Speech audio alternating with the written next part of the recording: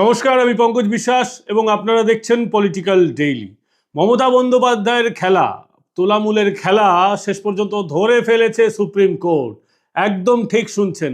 এতদিন হাইকোর্টে খেলতেন মমতা বন্দ্যোপাধ্যায়। সুপ্রিম কোর্ট মনে করতো যে হয়তো বিরোধী দল, মানে আমি কেন্দ্রের বিচারে বলছি, তৃণমূল কংগ্রেস যেহেতু বিজেপি বিরোধী দল, তাই হয়তো বিজেপি ডিস্টার্ব করার চেষ্টা করছে, এরকম ধারণা হয়তো সুপ্রিম কোর্টের কোনো কোনো বিচারপতির প্রাথমিকভাবে থেকে থাকতে পারে। এবার আসলে যে তৃণমূল কংগ্রেস কতটা দুর্নীতিগ্রস্ত, তৃণমূল কংগ্রেস কিভাবে দুর্নীতি করে, সেটা সুপ্রিম কোর্ট একেবারে ধরে ফেলেছে। আমার কাছে একটা খবরের কাগজ আছে, সেই খবরের কাগজ বলছে অযোগ্যরা কিভাবে পরীক্ষায় ক্ষুব্ধ সুপ্রিম কোর্ট।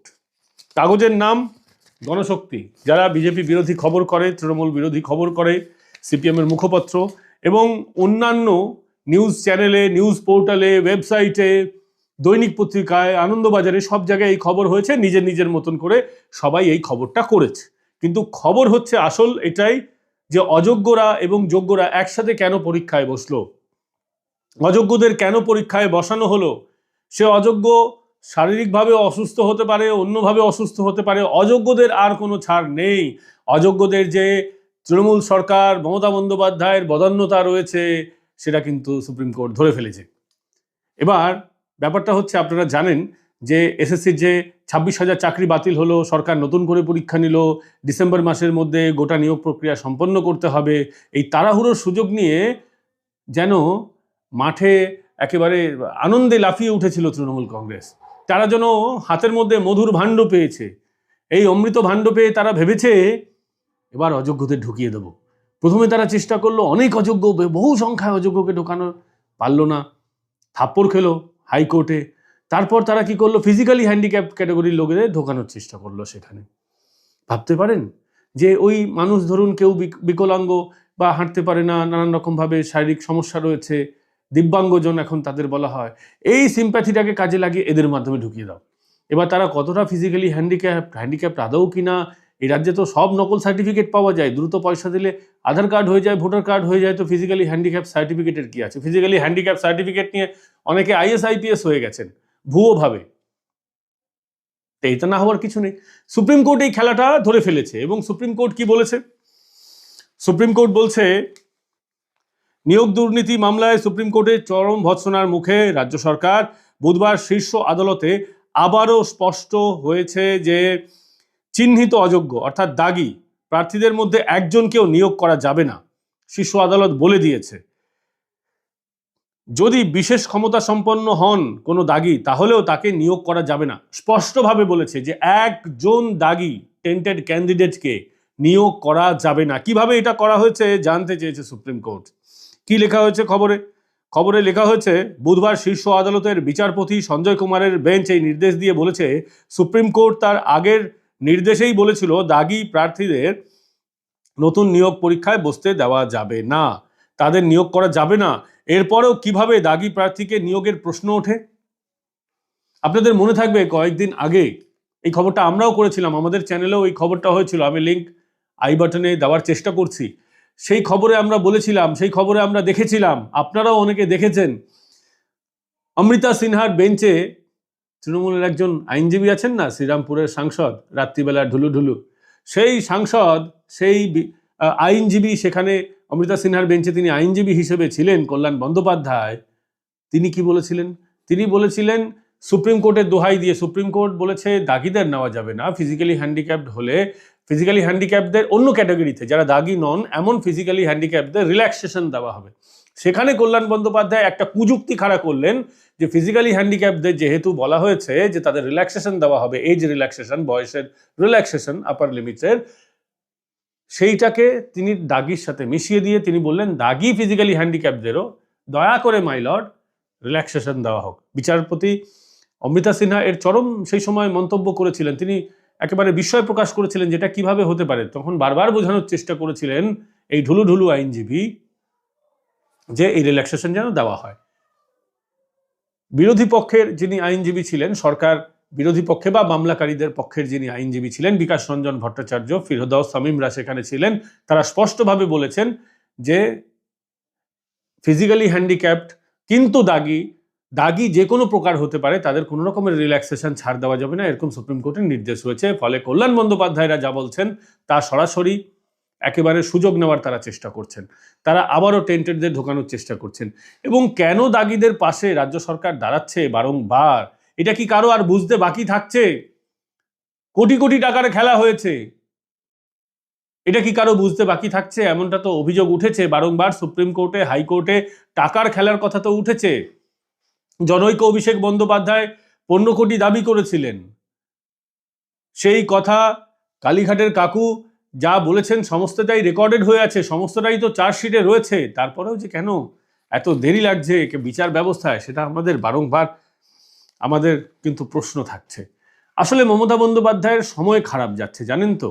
এই ব্যাপারগুলো ঠিক ভোটের আগে আগে উঠছে, অনেকদিন ধরেই চলছে, মামলাটা নতুন নয়, কিন্তু ভোটের আগে একেবারে সুপ্রিম কোর্ট খড়গহস্ত হচ্ছে রাজ্য সরকারের উপরে।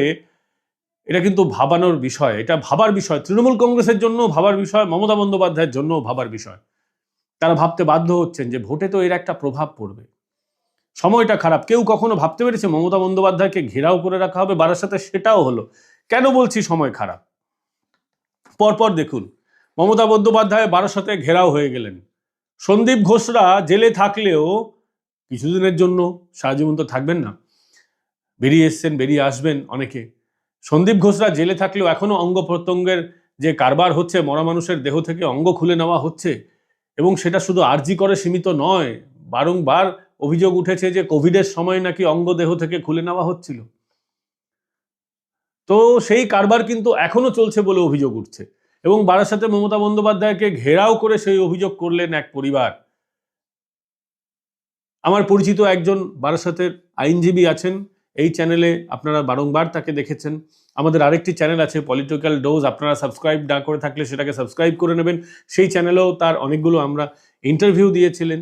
অ্যাডভোকেট নীলাভ ব্যানার্জি, আইনজীবী, তিনি সরাসরি এই বিষয়ে কি বলেছেন শুনুন। মমতা বন্দ্যোপাধ্যায়কে যে ঘেরাও করে রাখা হলো, অঙ্গ প্রত্যঙ্গে নানান রকম পাচারের অভিযোগ, তিনি ঘটনাস্থলে ছিলেন, তিনি সবটাই দেখেছেন, তিনি বারাসাতের মানুষ, তিনি বারাসাত হাসপাতালের কারবার সবই জানেন। শুনুন তিনি কি বলছেন। বারাসাত হাসপাতালের আজকের যে ঘটনা আমাদের প্রত্যেককে নাড়ি দিয়েছে, এবং যে ছেলেটি প্রয়াত হয়েছিলেন সে আমার পার্শ্ববর্তী ওয়ার্ডেরই বাসিন্দা। তার পরিবারের সাথেও আজকে আমি দেখা করেছি, বসে কথা বলেছি। পরিবার অত্যন্ত একটা দুস্থ পরিবার, একমাত্র তাদের আয় করা ছেলেটি মারা গেছে। এটা অত্যন্ত দুঃখজনক ঘটনা। এবং তারপরে মৃতদেহ যখন মর্গে ছিল, মর্গ থেকে যখন মৃতদেহ বের করে আনা হচ্ছে, তখন দেখা যাচ্ছে ছেলেটার চোখে তুলসী পাতা দেওয়া। এবার স্বাভাবিকভাবে পরিবারের সন্দেহ হয় তুলসী পাতা দেখে কেন মর্গ কর্তৃপক্ষ চোখে তুলসী পাতা দিয়ে দিল। তখন সেই তুলসী পাতা তুলে দেখা যাচ্ছে তার একটা চোখ নেই, অর্থাৎ তার একটা চোখ গায়েব হয়ে গেল, চুরি হয়ে গেল। সেখানে যখন পরিবার হুলস্থুলু করছে এবং আমাদের স্থানীয় বাসিন্দারা তারা যখন সেখানে গিয়ে হুলস্থুলু শুরু করলো, প্রথমে হাসপাতালের ওখানকার কর্তৃপক্ষ, মর্গ কর্তৃপক্ষ কোনো কথা বলতে চাইছিল না। তার পরবর্তীতে তারা জানালো যে সেটা নাকি ইঁদুরে খেয়ে গেছে। কিন্তু ইঁদুরে খেলে সেখানে তো চোখটা তোলার একটা ধরন থাকবে। সেই স্থানীয় বাসিন্দারা যারা ওটা দেখেছে, প্রত্যক্ষদর্শী, তারা বলছে, এবং সেই ছবিও তাদের কাছে আছে, আমাকেও পাঠিয়েছে, আমিও ছবি দেখে যেটা বুঝেছি, এটা ইঁদুরে খাওয়া চোখ হতে পারে না। এবং তার পরবর্তী সময় কিছুক্ষণ পরে যখন মুখ্যমন্ত্রী বনগাঁতে গিয়ে বড় বড় বাতেলা মেরে ফিরছিল কলকাতার উদ্দেশ্যে, ফেরার পথে বারাসাতে তাকে ঘিরে বিক্ষোভ দেখানো হয় এবং তার মুখ্যমন্ত্রীর গাড়ি মুখ্যমন্ত্রীর কনভয়ে আটকে রেখে প্রায় 30 মিনিট সাধারণ মানুষকে বুঝিয়ে দিল সাধারণ মানুষের ক্ষমতাটা। এবং শুধুমাত্র তাই নয়, মুখ্যমন্ত্রী সেখানে দাঁড়িয়ে হাত জোর করে মানুষের কাছে ক্ষমা চেতে হয়েছে, এবং তিনি প্রতিশ্রুতি অনেক দিয়েছেন। তার প্রতিশ্রুতির ওপরে আমরা ভরসা করি না, এবার তার পরিবার ভরসা করবে কি না করবে সেটা তাদের পরিবারের বিষয়, সেটা অন্য বিষয়। কিন্তু আমার বক্তব্য এখানে হচ্ছে, কি করে হাসপাতালের মধ্যে থেকে একটা চোখ চুরি হয়ে যায়। ধরুন এটা যদি চোখের জায়গায় কিডনি চুরি হতো, বাড়ির লোক তো বুঝতেই পারতো না। যদি লিভার চুরি হতো, বাড়ির লোক তো বুঝতেই পারতো না। তো এরকম ঘটনা তো ঘটে থাকতেও পারে অন্য ক্ষেত্রে। ফলে আমাদের প্রশ্ন হচ্ছে, তৃণমূল দল, এই সরকার এরা কত চুরি করবে, কত। এরা এর আগে বালি, গরু, কয়লা সব চুরি করে খেয়েছে। এবার বিষয়টা হলো, এরা মানুষের দেহের চোখ, হার্ট, কিডনি, লিভার এগুলো এখন এদের চুরি করতে হচ্ছে। মানে মানুষের দেহাংশ এদের এখন চুরি করতে হচ্ছে, এমন চোরেরা। আমরা দেখছি এরপরে কি আসে রিপোর্ট। একটা রিপোর্ট তৈরি করার কথা, ইনকোয়ারি রিপোর্ট কি আসবে, তারপরে ভিত্তি করে পরবর্তী পদক্ষেপ তাদের পরিবার কি নেয়। আমরা তাদের পরিবারের পাশে অবশ্যই রয়েছি, আমাদের সমস্ত কর্মীরা পাশে রয়েছে, আমাদের স্থানীয় বাসিন্দারা তাদের পাশে রয়েছে, এবং আমরা সম্পূর্ণভাবে লড়াই চালাবো এই ছেলেটির পরিবার যাতে ন্যায় বিচার পায়। আপনারা শুনলেন আইনজীবী নীলাভ বন্দ্যোপাধ্যায়ের কথা। একদিকে সুপ্রিম কোর্টে ঝাড় খেতে হচ্ছে, অন্যদিকে অঙ্গপ্রত্যঙ্গ পাচার হয়ে যাচ্ছে, মানুষের দেহ থেকে খুলে নেওয়া হচ্ছে, এবং সরকারি হাসপাতালের ক্যাম্পাসের মধ্যে এটা হচ্ছে, এই অভিযোগ উঠছে। ভাবতে পারেন স্বাস্থ্য ব্যবস্থার কে মন্ত্রী? স্বাস্থ্যমন্ত্রী মমতা বন্দ্যোপাধ্যায়। কপাল ভালো শিক্ষামন্ত্রী ছিলেন না, নাহলে তার নামটাও উঠে যেত। তার পুলিশি ব্যবস্থার মন্ত্রী মানে পুলিশ মন্ত্রীকে মমতা বন্দ্যোপাধ্যায়। সেই পুলিশ বলছে আমরা এই 26-এর নির্বাচনে মমতা বন্দ্যোপাধ্যায়কে সমর্থন দেব। কার্যত পুলিশ তো কেস খাইয়ে দিয়েছে মমতা বন্দ্যোপাধ্যায়কে। ভেবে দেখুন, পুলিশ তো এতদিন মমতা বন্দ্যোপাধ্যায়কে সাপোর্ট দিয়েছে, আমরা তো সবাই জানি। আমরা তো সবাই ভোটের দিন দেখি পুলিশ কিভাবে শাসক দলের হয়ে ব্যাটিং করে। প্রত্যেকটা ভোটে পুলিশ কিভাবে বিরোধী কণ্ঠস্বরকে দমন করে, পুলিশ কিভাবে স্বাধীন সংবাদ মাধ্যমগুলোকে দমন করে। আপনারা তো দেখেছেন, দেখেননি? সারা বছর দেখছেন, অত্যাচারিত হচ্ছেন। আমার দর্শকের অনেকেই আছেন যারা বিভিন্নভাবে অত্যাচারিত হয়েছেন এই পুলিশের মাধ্যমে। এখন সেই পুলিশ কোনো রাখ ঢাক না রেখে একেবারে মঞ্চ থেকে বলছে মমতা বন্দ্যোপাধ্যায়কে 26-এ সমর্থন দেব। সামনে চলে এসেছে গোটা ব্যাপারটা। মানুষ দেখছে যে পুলিশ কার্যত শাসক দলের ক্যাডারের মতন আচরণ করছে এবং ঘোষণা করে করে করছে। এটা মমতা বন্দ্যোপাধ্যায়ের ইমেজ খারাপ হচ্ছে এতে, জানেন তো? মমতা বন্দ্যোপাধ্যায় তারপরেও কোনো রকম উচ্চটি বাচ্চুটি করেননি। খুব আনন্দিত হয়েছেন, পুলিশ বলেছে আমায় সমর্থন করবে। তিনিও লাভের গুড় খেতে চাইছেন কিনা আমরা জানি না সেসব কথা, কিন্তু তিনি যদি না খেতে চাইতেন তাহলে তো নিশ্চয়ই পুলিশকে একটা ওয়ার্নিং দিতেন, অ্যাজ এ পুলিশ মন্ত্রী তোমাদের এটা বলা ঠিক হয়নি। অন্তত লোক দেখানো নাটকও করতে পারতেন, সেটাও করেননি। স্বাভাবিকভাবে বোঝাই যাচ্ছে মমতা বন্দ্যোপাধ্যায় তো স্ট্রেট ব্যাটে খেলেন, তিনি তো বড় খেলোয়াড়, এবারও খেলবেন বলেছেন। যে ভারতবর্ষকে পাকিস্তান হিলিয়ে দিতে পারেনি, যে ভারতবর্ষকে বাংলাদেশ কিছু করতে পারে না, একটা রাষ্ট্র, যদিও ছোট রাষ্ট্র এইটুকু, যে ভারতকে চীন নাড়াতে পারে না, বিশ্বের দ্বিতীয় সর্ববৃহৎ অর্থনীতির মতো জায়গায় চীন রয়েছে, বিশ্বের সব থেকে বড় ম্যানুফ্যাকচারিং হাব চায়না, এত বড় অর্থনীতি, এত বড় সামরিক শক্তি যার, সে ভারতকে হিলাতে পারেন না। আর একটা 70 বছরের বৃদ্ধ মহিলা মমতা বন্দ্যোপাধ্যায়, 75 বছর সম্ভবত তার বয়স, তার জন্মের সঠিক ডেট পাওয়া যায় না। একজন আমাকে বলেছেন, গতকাল আমি একজনের ইন্টারভিউ নিয়েছিলাম, একজন জ্যোতিষীর, তিনি বলেছেন যে মমতা বন্দ্যোপাধ্যায়ের যে ডেটটা বলা হয় সেটা সঠিক নয়, এবং এটা নিয়ে বিতর্ক অনেক আছে। তিনি নাকি ভারতবর্ষকে একদম নাড়িয়ে দেবেন। ভাবা যায় এত বড় সাহস, গোটা ভারতকে হিলিয়ে দেবেন। মানে কেমন ভাবে হেলাবেন? সমাজের দুটো গোষ্ঠীর মধ্যে সংঘর্ষ করিয়ে কেমন ভাবে হেলাবেন? হাত দিয়ে ঝাঁকাবেন, দিল্লিতে লালকিল্লা গিয়ে নাড়িয়ে দেবেন, না সংসদ ভবনে গিয়ে ধাক্কা দেবেন? কোনটা, কি করবেন জানি না আমরা। এরকম অনেক কিছু উনি বলছেন, কিন্তু এরই মাঝে একটা দারুণ জিনিস আমরা দেখতে পেয়েছি। এতদিন তৃণমূল কংগ্রেস কি লিখতো? AITC, all India Trinamool Congress. Trinamool Congress সর্বভারতীয় দল। সর্বভারতীয় দলের এআইটা এখন আর খুঁজে পাওয়া যাচ্ছে না।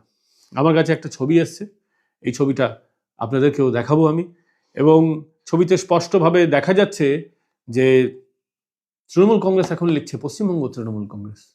শুধু তৃণমূল কংগ্রেসটাই লিখলে হতো, অল ইন্ডিয়া তৃণমূল কংগ্রেসের আঞ্চলিকীকরণ, এই যে তৃণমূলের অধঃপতন, আমাদের ভালো লাগেনি। এ রাজ্যের দল তো, একটু কষ্ট হয়, বুকে ব্যথা লাগে। ভারতীয় জনতা পার্টি লিখতে হয় না, সর্বভারতীয় জনতা পার্টি লিখতে হয় না। কংগ্রেসকেও আইএনসি লেখে ইন্ডিয়ান ন্যাশনাল কংগ্রেস, ভারতের জাতীয় কংগ্রেস, কারণ অনেকগুলো দল হয়ে গেছে তো কংগ্রেস নামে, এই কংগ্রেস, অমুক কংগ্রেস, তমুক কংগ্রেস। তো তারাও লিখে না অল ইন্ডিয়া ন্যাশনাল কংগ্রেস, লেখে না। যারা সর্বভারতীয়, এই দুটি দল তো এখন বেঁচে আছে। এক সময় সিপিআইএম সর্বভারতীয় দল ছিল, তো তারা লিখতো না অল ইন্ডিয়া কমিউনিস্ট পার্টি, লিখতো না। যারা সর্বভারতীয় দল ছিল বা আছে তাদের লিখতে হয় না। যেগুলো ডুপ্লিকেট প্রোডাক্ট হয় তাদের অনেক কিছু লোগো টোগো ডুপ্লিকেট লাগাতে হয়।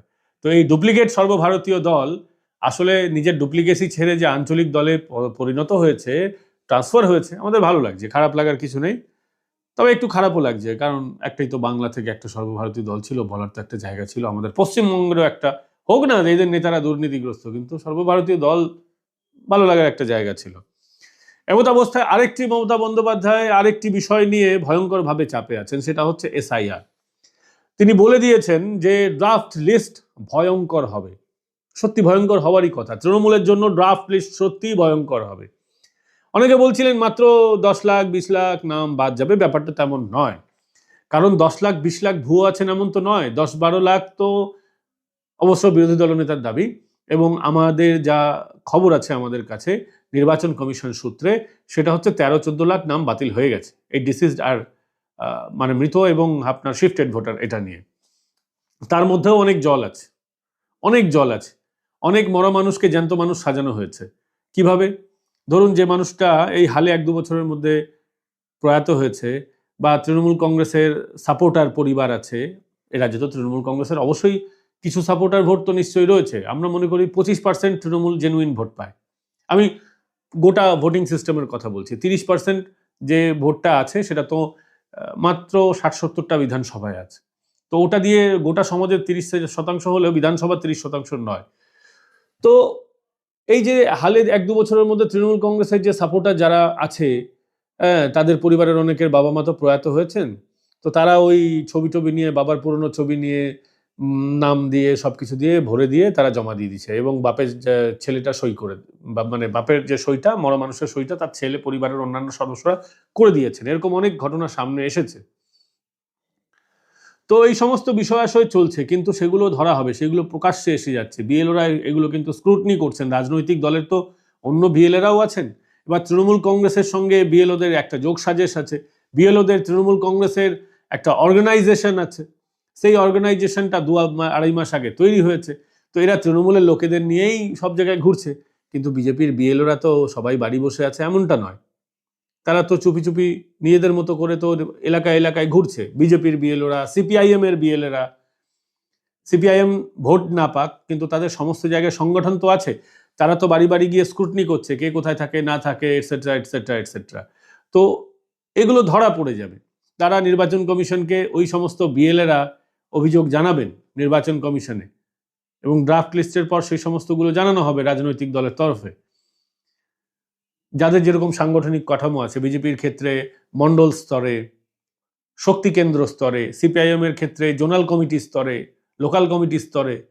এখন তো ব্রাঞ্চ কমিটি উঠে গেছে শুনছি, বেশিরভাগ জায়গায় নেই কার্যত, কিন্তু লোকাল কমিটি, জোনাল কমিটিগুলো তো এখনো বেঁচে আছে। লোকাল লেভেলে সিপিআইএম এর সংগঠন, তারাও এটাকে অভিযোগ আকারে জানাবেন। তারাও চাইছেন না, কোনো বিরোধী দলগুলি চাইছে না যে মরা মানুষের ভোটটা পড়ুক। ফলে মমতা বন্দ্যোপাধ্যায়ের আতঙ্কের যথেষ্ট কারণ থাকছে। তিনি শান্তিতে নেই, তিনি নিশ্চিন্তে নেই, দৌড়ে বেড়াচ্ছেন। বয়স হচ্ছে, শরীর ধীরে ধীরে তার অসুস্থ হচ্ছে, হওয়া বয়সজনিত কারণে। আমরা তার দীর্ঘায়ু কামনা করি, কিন্তু তার যে পতন, তার খারাপ সময়, এটা কিন্তু শুরু হয়ে গেছে। জ্যোতিষীরা বলছেন, আমার কথা নয়। এবং এই ভিডিও আপনাদেরকে 2-1 দিনের মধ্যে আপনারা দেখতে পাবেন। এই ভিডিওটা রেডি হচ্ছে। একজন জ্যোতিষীর সাথে কথা বলেছিলাম আমরা, তিনি স্পষ্টভাবে গণনা করে রাহু, কেতু, মঙ্গল, বুধ, বৃহস্পতি যত আছে তাদের বিচার আর কি, জ্যোতিষের বিচার, সেসব গণনা টননা করে দেখিয়েছেন যে মমতা বন্দ্যোপাধ্যায়ের খারাপ সময় শুরু হয়ে গেছে। আরো অনেক কথা তিনি বলেছিলেন। আমরা শুভেন্দু অধিকারীর সময় কেমন যাবে জানতে চেয়েছিলাম, জ্যোতিষ গণনা অনুসারে আগামী দিনে। আমরা অভিষেক বন্দ্যোপাধ্যায়ের জ্যোতিষ গণনা অনুযায়ী কি হতে চলেছে সেটা জানতে চেয়েছিলাম। মমতা বন্দ্যোপাধ্যায় জানতে চেয়েছিলাম, দিলীপ ঘোষের জানতে চেয়েছিলাম, সুকান্ত মজুমদারের। তিনি সবটাই ব্যাখ্যা করেছেন, এবং বিজেপি যেদিনকে জন্ম সেই হিসাবে বিজেপির সময়টা পশ্চিমবঙ্গে কেমন যাবে, দেশে কেমন যাবে, তৃণমূল কংগ্রেস যেদিন জন্মেছিল সেই হিসাবে তৃণমূল কংগ্রেসের সময় কেমন যাবে, অ্যাজ এ হোল পার্টি, তিনি সবটাই জানিয়েছেন। এই এপিসোড 2-1 দিনের মধ্যে আপনারা দেখতে পাবেন, এবং আশা করি আপনাদের সেই এপিসোডটা পছন্দ হবে। তবে এই এপিসোড, আজকের এপিসোড আপনাদের কেমন লাগলো অবশ্যই কমেন্ট করে জানাবেন, এবং যারা আমাদের এই লড়াইয়ে অংশীদার হতে চান, কারণ আমরা যেভাবে খবর করি, যে স্কেলে আমাদের প্রতিনিধি আছেন, আমাদের সাংবাদিকরা আছেন, তারা খুব ভালো কাজ করছেন। তো এই সব লড়াই চালাতে গেলে অনেক খরচ হয়। তো সেক্ষেত্রে আপনারা যদি আমাদের আর্থিক সহযোগিতা দেন, আমাদের এই লড়াই আরো শক্তিশালী হবে। সেক্ষেত্রে আপনারা আমাদের ইউপিআই এর মাধ্যমে পেমেন্ট করতে পারেন। কিউআর কোড দেওয়া রইল, পাশাপাশি সাবস্ক্রাইব বাটনের পাশে দেখবেন সুপার থ্যাঙ্কস আছে, ডলার চিহ্ন। তো সেই সুপার থ্যাঙ্কস পাঠিয়েও আপনারা আমাদের এই লড়াইয়ের অংশীদার হতে পারেন। ভালো থাকবেন, সুস্থ থাকবেন। আগামীকাল আবার দেখা হচ্ছে। আগামীকালকের ভিডিওতে এই মাসে কারা কারা আমাদের সুপার থ্যাঙ্কস পাঠিয়েছেন তার একটা লিস্ট বের করব, এবং আপনারা দেখবেন কারা কারা আমাদের পাশে ছিলেন, আছেন। ভালো থাকবেন, সুস্থ থাকবেন। আগামীকাল আবার দেখা হচ্ছে।